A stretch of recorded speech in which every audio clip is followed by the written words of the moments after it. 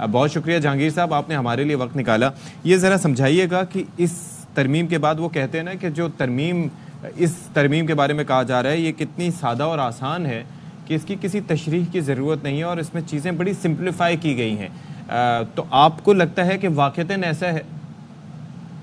بہت شکریہ. دیکھیں کہنے کو تو جو بھی کہے وہ سادہ ہے، لیکن اگر آپ اس کی آرٹیکل 191A جو ایڈیشن ہوا ہے، پہلے آرٹیکل 191 ہے کانسٹیٹیوشن کا، اس میں یہ لکھا ہوا ہے کہ subject to the constitution and law the supreme court may make rules regulating the practice and procedure of the court. اس میں سپریم کورٹ فل کورٹ بیٹھتی تھی، اس کے پاس اپنے اختیار تھے کہ اپنے رولز اینڈ پروسیجر بناتے تھے، اس کے مطابق چلتے تھے.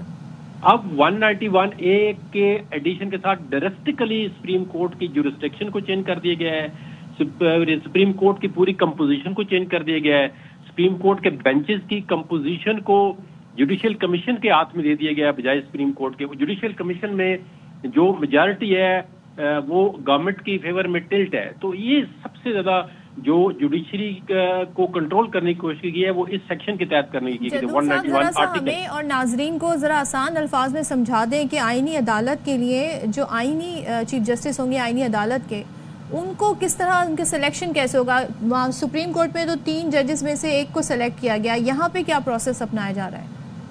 یہ دیکھیں نا، یہ سب سے پہلے پروسیس ہے کہ یہ لکھا ہوا ہے کہ کانسٹیٹیوشنل بینچز جو ہیں اسی سپریم کورٹ کے، جو پہلے کانسٹیٹیوشنل بینچ اٹھایا جائے گا، کانسٹیٹیوشنل جو بینچ ہوگا وہ اسی سپریم کورٹ کے انہی ججوں میں سے لیے جائیں گے. پہلی بات تو یہ ہے.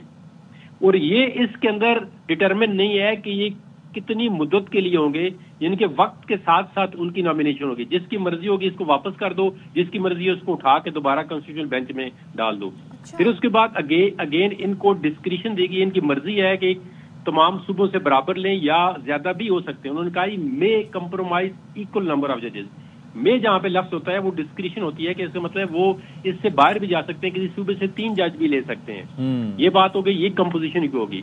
اب اس میں لکھا ہوا ہے کہ موسٹ سینئر جو جج امنگسٹ ججز ہوں گے کانسٹیٹیوشنل بینچ کے، وہ پریزائڈ کریں گے کانسٹیٹیوشنل بینچ کو. ٹھیک ہے.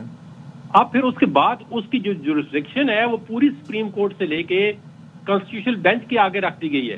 اب کانسٹیٹیوشنل بینچ جو بنائے گا وہ جوڈیشل کمیشن بنائے گا.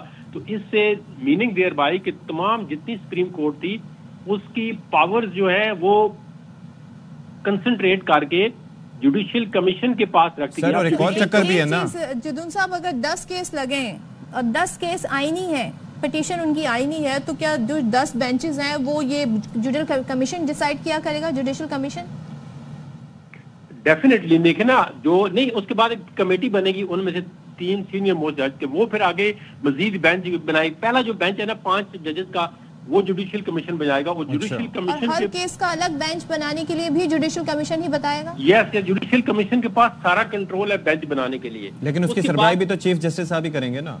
نہیں، یہ نہیں لکھا ہوا کہ چیف جسٹس صاحب کا ذکر ہی نہیں ہے اس میں کہ وہ سربراہی کریں گے. جوڈیشل کمیشن کی سربراہی تو چیف جسٹس نہیں کرنی ہوتی ہے نا سر.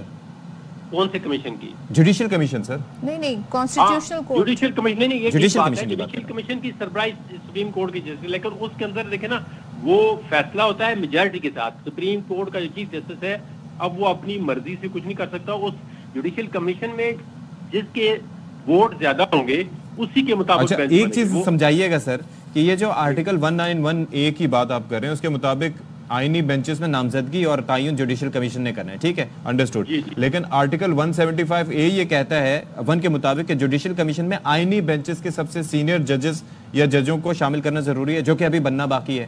تو یہ کنفیوژن نہیں ہوگی کیا؟ نہیں، اس پورے ترمیم کے اندر کنفیوژن ہے. اس سے مسئلے حل نہیں ہوں گے. اس سے مسئلے ڈیلی بیسس پہ جب یہ آپریشنل ہوگا تو بڑھ جائیں گے.